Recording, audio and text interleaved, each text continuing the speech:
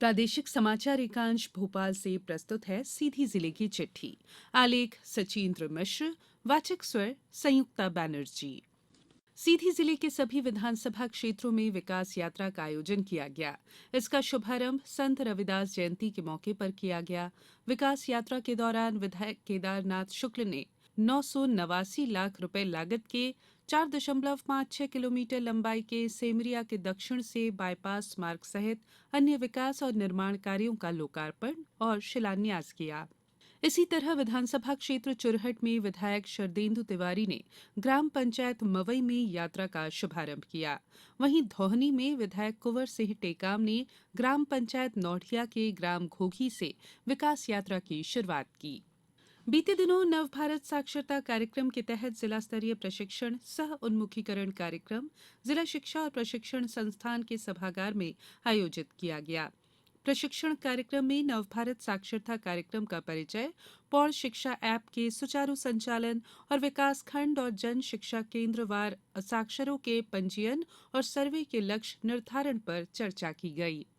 राष्ट्रीय अंधत्व निवारण कार्यक्रम के तहत जिला अस्पताल में पदस्थ नेत्र रोग विशेषज्ञ और उनकी टीम ने बीते जनवरी महीने में 41 व्यक्तियों की आंखों का मोतियाबिंद का सफल ऑपरेशन किया। मुख्य चिकित्सा और स्वास्थ्य अधिकारी ने इसकी जानकारी दी। जिला अस्पताल में दिसंबर में 106 और अप्रैल से अभी तक 252 व्यक्तियों के सफल ऑपरेशन किए जा चुके हैं। रामपुर नेकिन विकासखंड में भरतपुर हथकरघा समिति के बने उत्पाद अब देश के कोने कोने में बिकेंगे। इसके अंतर्गत 100 बुनकरों को नई तकनीकी दक्षता प्रदान की जाएगी और क्वालिटी यार्न उपार्जित किया जाएगा। हथकरघा को ई कॉमर्स प्लेटफॉर्म से जोड़कर बिक्री के लिए देश की बड़ी कंपनियों से अनुबंध किया जाएगा। हथकरघा की यूएसपी बैम्बू यार्न को बनाया जाएगा।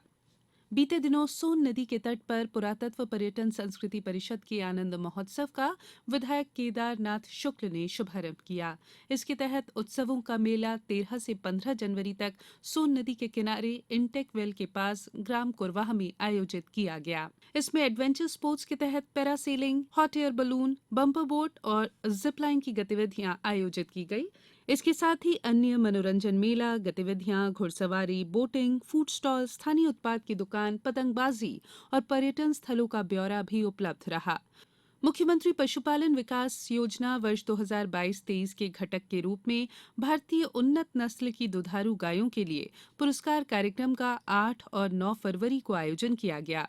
पुरस्कार प्रतियोगिता में दुग्ध उत्पादन के आधार पर ग्राम पडरा के भोला प्रसाद साहू प्रथम पुरस्कार 51,000 रुपए, पनवार गांव राकेश कुमार पटेल को द्वितीय पुरस्कार 21,000 रुपए और रामपुर नेकिन विकासखंड के ग्राम भेलकी के अनिल कुमार तिवारी को तृतीय पुरस्कार 11,000 रुपए और प्रमाण पत्र दिए गए।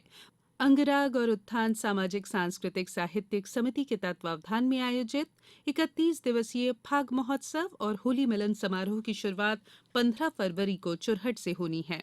ये महोत्सव चुरहट, सीधी, सिंगरौली और रीवा के कुल 33 गांव में आयोजित होगा, जिसमें से 9 प्रमुख स्थान मनकीसर, खड्डी, बाघड़, रामपुर, घुंघुटा, भरतपुर, बघमरिया, लहिया, मोहनिया, चुरहट आदि हैं।